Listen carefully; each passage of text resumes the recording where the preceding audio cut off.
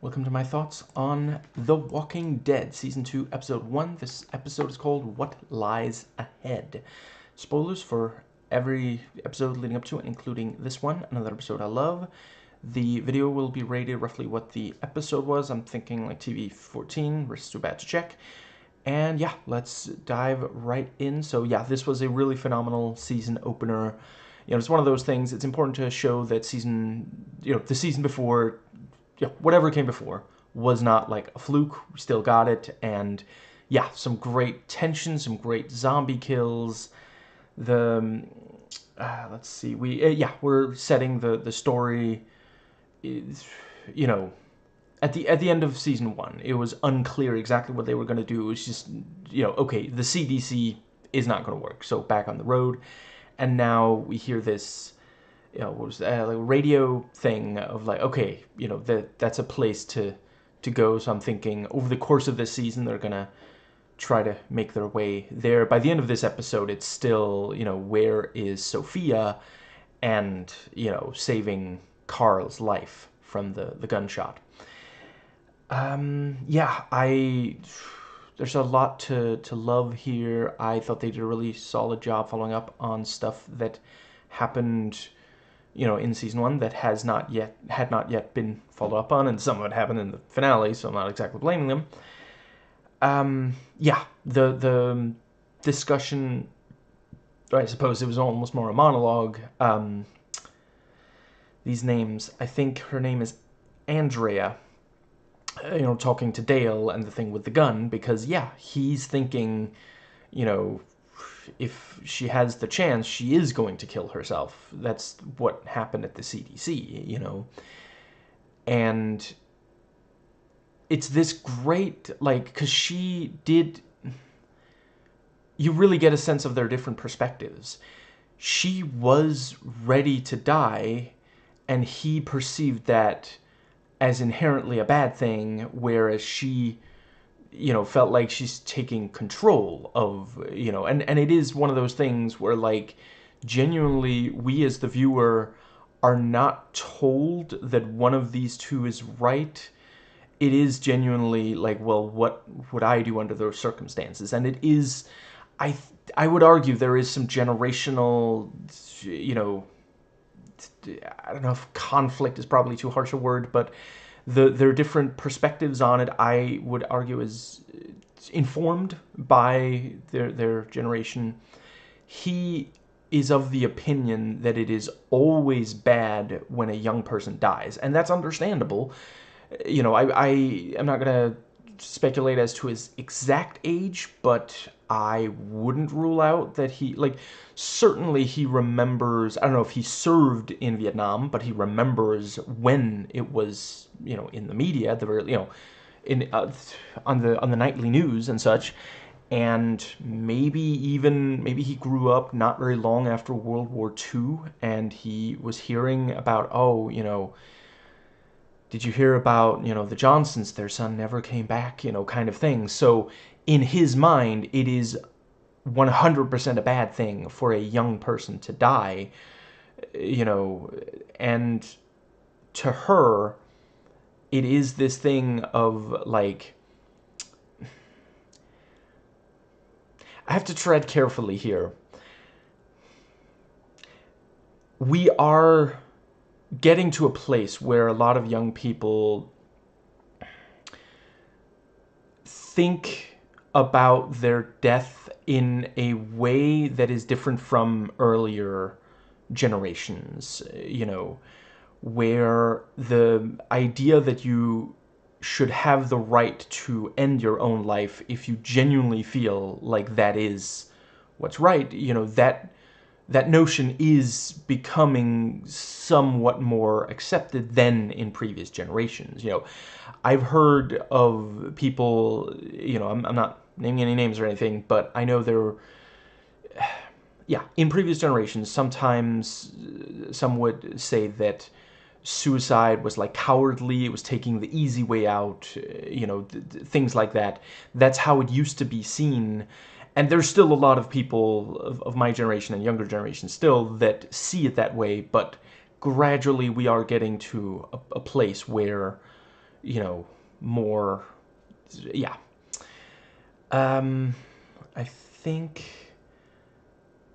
that pretty much covers that part. So then we have, um, yeah, Shane. I don't love that he said, yeah, it was a mistake. You've made mistakes. Like, yeah, she hasn't made a mistake to that is that monumental though. But you know, he did at least say it was a mistake, and he's thinking of leaving soon, and that does make a lot of sense.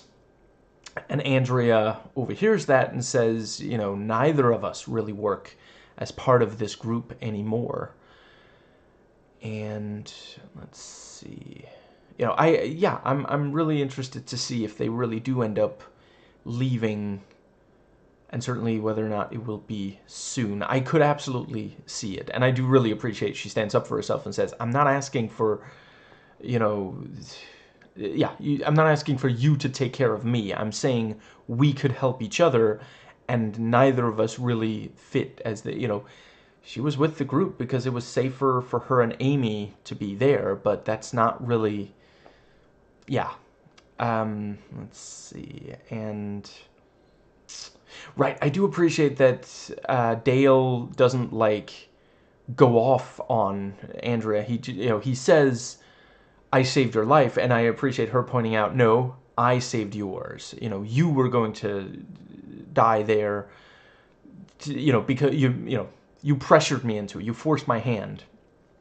I was ready. And, he says maybe a little bit of gratitude, and just, yeah. Let's see. Yeah, I thought they did a really great job with, obviously the writers wanted to get Sophia away from the rest of the group, which it is one of those really tense situations. They had to come up with something. I think they did a good job of reasoning it. Yeah, I don't think Rick could have really done anything hugely different. It genuinely did seem to me like how he approached the situation, and certainly he wasn't trying to get her killed. He made the most informed choice under the circumstances. Let's see. I think that does more or less. Yeah, really, the ending of the episode. Holy crap! I can hardly wait to see.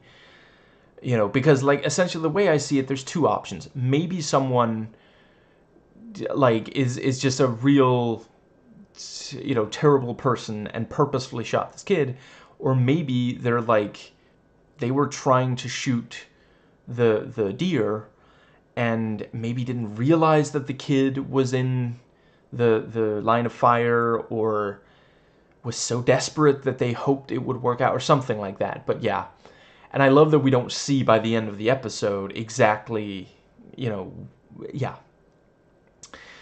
Let's see. I think that does. Let's see. Yeah, the thing with the church. I really appreciated the way it explores sort of the duality of. I'm not saying all faith, not even all Christian faith, but this particular interpretation of Christianity, where Carol views praying to God as the only way she can be rid of Ed, for her own safety as well as that of Sophia. But then when something goes wrong, she also assumes that God is punishing her. And so she prays and says, take me, but let Sophia go. Yeah.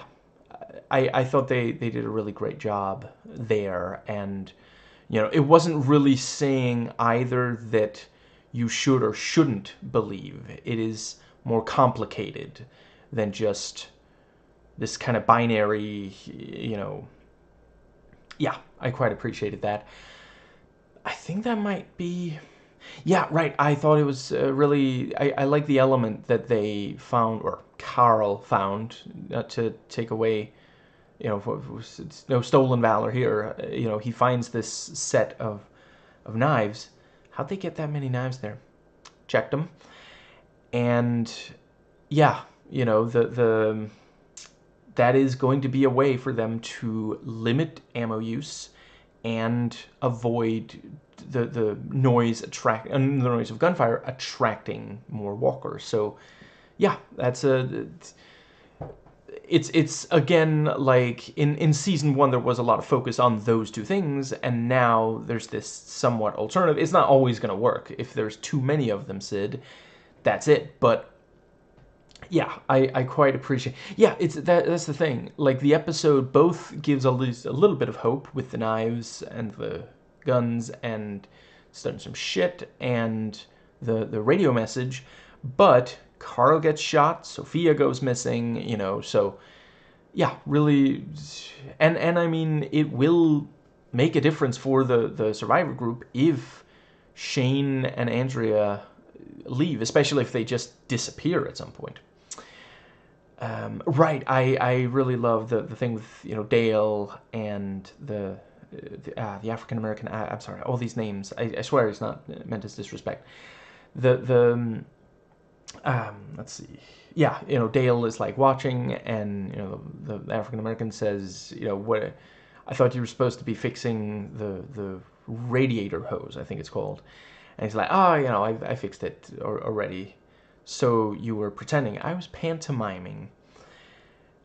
At some point, if they know that we can go, at some point the discussion that I want to hold off is going to start. The needs of the many, and then the African Americans like, outweigh the needs of the few. I was talking here. Yeah, you forgot that existed, didn't you? Wow, it's been quite some time since watching that.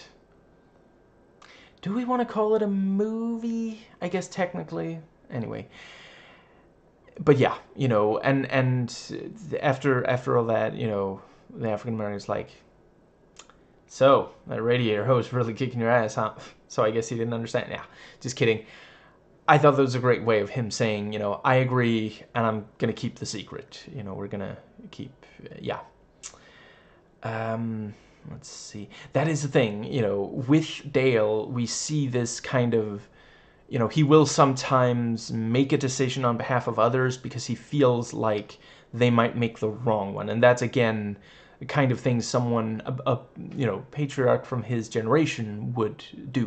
He sees it as him being a good man, protecting others. Like Andrea even, says, I'm not your wife and I'm not your daughter. Stop acting like that's yeah. Because that is what, he's acting like he caught his wife or daughter about to suicide. I think that does. Yeah, and I really appreciate, I wasn't really worried that they wouldn't, because the show has done such a great job with complex issues so far. But I am really glad to see that they did, and they did it so soon, this thing of following up on, because yeah, like she says, there wasn't some epiphany or catharsis. What she wanted then, like, it's not,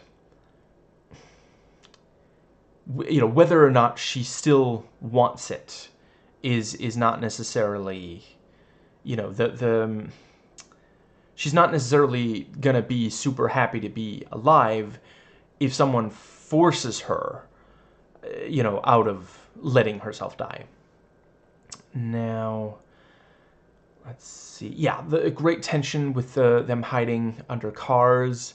And I was just sitting there thinking, better hope no one's crawling. But then I suppose they wouldn't have been able to keep up with the walkers, so they'd be far enough behind that it wouldn't be too much of an issue. But yeah.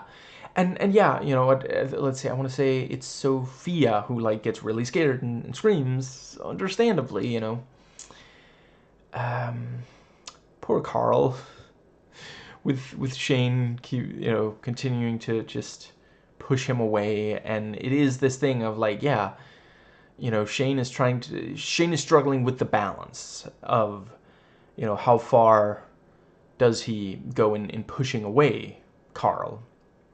Because Laurie did say, so yeah, no more fun uncle. And let's see.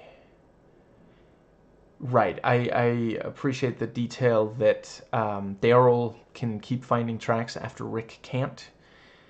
I'm not sure it's been said outright, at least at this point, but I feel like Daryl and Merle basically lived more or less in the woods, or in nature at least, and killed possibly all, at least most of what they ate.